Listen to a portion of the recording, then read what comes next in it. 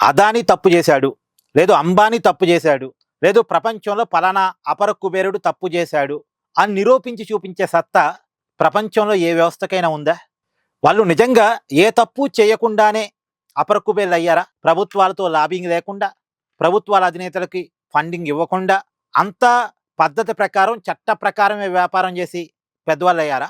ఒకవేళ వాళ్ళు తప్పు చేసినా సరే వాళ్ళు చేసిన తప్పుని నిరూపించి చూపించే దమ్ము మన వ్యవస్థలకు ఉందా? ఆంధ్ర నుంచి అమెరికా వరకు ఏ దేశంలో ఏ వ్యవస్థకి అపర కుబేర్లు చేసిన తప్పుని ఎత్తి చూపించి నిరూపించే దమ్ము లేదు.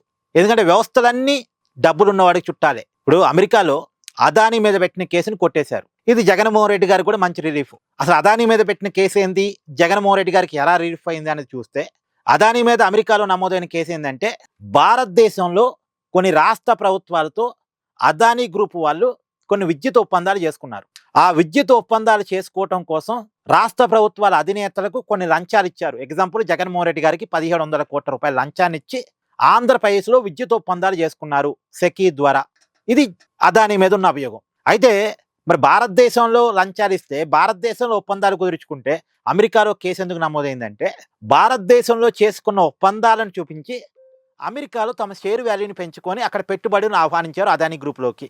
దాదాపు $3 బిలియన్ పెట్టుబడులు అమెరికా నుంచి సేకరించింది అదానీ గ్రూపు. దానికి వాళ్ళు చూపించిందంటే, ఒక భారతదేశంలో మాకు ఇన్ని కాంట్రాక్ట్ ఉన్నాయి, మాకు ఇంత పరపతి ఉంది, మాకు ఇంత నెట్వర్క్ ఉంది, ఆల్రెడీ ఇన్ని ఒప్పందాలు మేము చేసుకుని ఉన్నాం వివిధ రాష్ట్ర ప్రభుత్వాలతో భారతదేశంలో, కాబట్టి మాది ఇంత పెద్ద సంస్థ అని చూపించుకొని అక్కడ వాళ్ళ సంస్థల్లోకి పెట్టుబడులు ఆహ్వానించారు.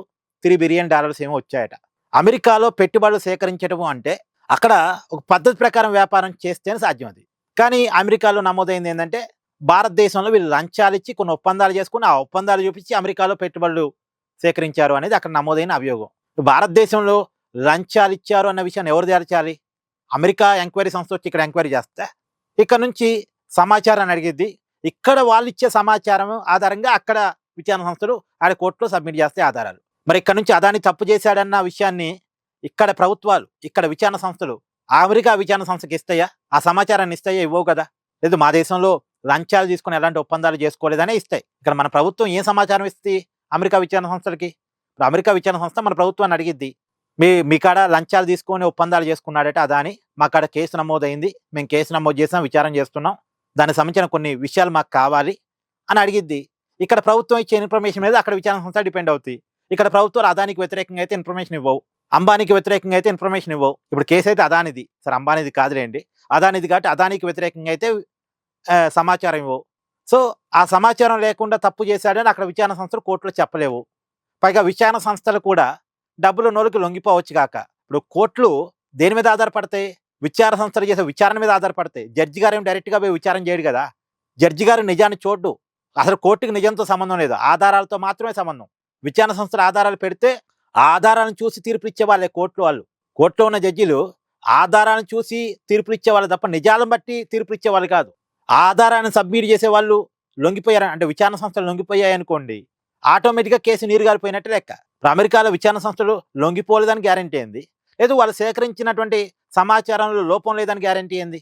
ఇప్పుడు వాళ్ళు సేకరించిన సమాచారాన్ని ఎవరిచ్చారు? మన విచారణ సంస్థలు, మన ప్రభుత్వాలు ఇస్తాయి. మన ప్రభుత్వాలు, మన విచారణ సంస్థలు అదానికి వ్యతిరేకంగా అయితే ఇవ్వవు, మన వాడికి వ్యతిరేకంగా అయితే ఇవ్వవు.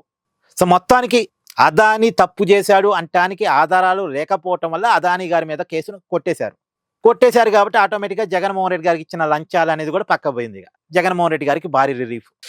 డబ్బులున్న విషయంలో ఇదే జరుగుతుంటాయి, అదే సామాన్యుల విషయంలో మళ్ళీ ఇలా ఉండదు.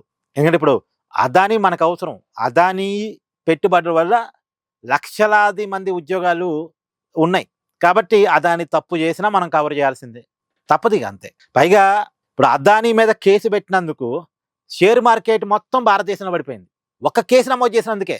అంటే వాళ్ళ మీద డిపెండ్ అయ్యి వ్యవస్థలు నడుస్తున్నాయి, వ్యక్తుల మీద డిపెండ్ అయ్యి వ్యవస్థలు నడుస్తున్నాయి ఒక మాటలో చెప్పాలంటే. ఎందుకంటే కొంతమంది వ్యక్తులు పెద్ద ఎత్తున ఆర్థిక వృద్ధి చెంది దేశాన్ని మొత్తం తమ చేతుల్లో పెట్టుకునే పరిస్థితిలో ఉన్నారు. వాళ్ళు లేకపోతే దేశం లేదు అనుకునే పరిస్థితి. ప్రభుత్వాలు లేకపోయినా సరే దేశం ఉంటుందేమో కానీ ఈ కార్పొరేట్లు లేకపోతే దేశం లేదు అనుకునే పరిస్థితిలో మన దేశం ఉంది. మన దేశమే కాదు, ప్రపంచం ఉంది. అత్యంత దురదృష్టకరం ఇది.